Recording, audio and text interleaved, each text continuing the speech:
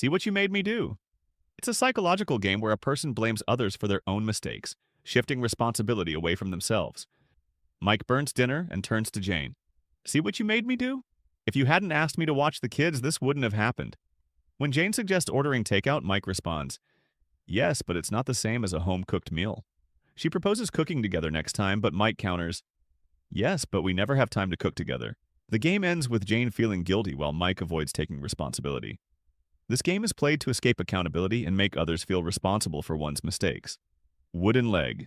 It's a psychological game where someone uses a real or perceived limitation as an excuse to avoid challenges or responsibilities. Tom avoids PE class, telling his teacher, what do you expect? I have asthma, and I can't do anything strenuous. Ms. Clark suggests low-impact exercises, but Tom replies, yes, but even those make me short of breath. She recommends using his inhaler beforehand, but Tom argues, yes, but it doesn't always help. The game ends with Ms. Clark feeling frustrated while Tom feels justified in his avoidance. This game is played to lower expectations and gain sympathy while avoiding difficult situations. Let's you and him fight. It's a psychological game where someone deliberately creates conflict between others, then steps back to watch the drama unfold. Emma tells Dave, Sarah thinks your approach won't work and is a waste of time. This triggers a heated argument between Dave and Sarah about their project strategies while Emma observes from the sidelines, uninvolved in the conflict she created. This game is played to create drama and exercise control without directly confronting others. Rappo. It's a psychological game where someone flirts and sends mixed signals, then reacts with indignation when the other person responds to those signals. Megan flirts with Jason during lunch breaks, leaning close and laughing at his jokes. When Jason suggests dinner after work, Megan pulls back.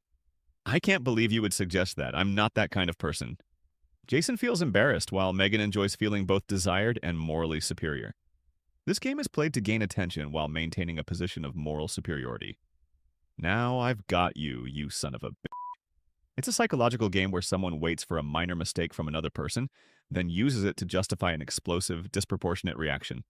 Karen notices Susan's car slightly over the parking line and seizes the opportunity. I knew you were inconsiderate. Now I've got you, you son of a bitch. She unleashes weeks of pent-up frustration over this minor infraction. This game is played to express accumulated resentment under the guise of righteous indignation. Schlemiel. It's a psychological game where someone repeatedly creates messes that others must clean up, gaining attention while avoiding responsibility. At a dinner party, Jack spills his drink. I'm such a klutz. I can't believe I did that again. His host, Sarah, rushes to clean up. Later, he knocks over a vase, requiring another cleanup. Jack receives sympathy while Sarah bears the burden of fixing his mistakes. This game is played to gain attention and sympathy while making it socially difficult for others to express frustration. Cops and Robbers. It's a psychological game where two people lock into complementary roles, one breaking rules while the other focuses on catching and punishing the violations. Tom consistently arrives late to work. His manager, Alice, reprimands him.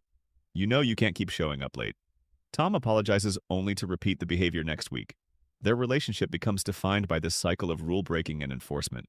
This game creates a dysfunctional dynamic where both participants become trapped in their respective roles. Look how hard I've tried. It's a psychological game where someone emphasizes their effort and struggle while downplaying actual results. Emma tells friends, I've been studying so hard and barely getting any sleep. When her grades disappoint, she says, look how hard I've tried. I did everything possible, but the exams were too difficult. When friends suggest different study techniques, Emma insists, yes, but I already worked as hard as anyone could. This game is played to gain sympathy while avoiding accountability for results or considering more effective approaches. Kick Me. It's a psychological game where someone behaves in ways that invite criticism, then uses that criticism as evidence they're being unfairly targeted. Alex submits work with errors and misses deadlines. When his manager addresses these issues, he responds, I knew you were going to criticize me. Everyone here is always out to get me. Each instance of feedback reinforces his belief that he's being singled out unfairly. This game is played to maintain a victim identity while actually creating the very situations that prove this perspective. Ain't it awful? It's a psychological game where people bond through escalating complaints without taking action to address their problems. Mark says, the new project deadlines are impossible to meet. Jane adds, and management never listens to our concerns. Tom joins in. Don't get me started on the outdated software we have to use. They compete to share the most dramatic grievances about work. This game creates temporary bonding through shared negativity while providing an excuse for inaction. Martini. It's a psychological game where someone escapes present challenges by dwelling on fantasies about an idealized future. Linda frequently describes her vision. Once I open my boutique in Paris, everything will be perfect. When friends suggest steps toward building relevant skills, she dismisses them. That doesn't matter. Once my boutique opens, I'll be living my dream life. Yet she takes no concrete steps toward this goal. This game allows players to enjoy the emotional benefits of achievement without facing the difficulties of taking real action. Debtor. It's a psychological game where someone repeatedly avoids paying debts on time, creating drama around payment schedules. Ryan consistently pays his rent late. When his landlord James calls about the overdue payment, Ryan explains, "I'll have it by Friday, I promise." My paycheck was delayed. Friday comes with no payment. James calls again and Ryan offers a new excuse. "My car broke down and I had to use the money for repairs. I'll pay you next week with extra for your trouble."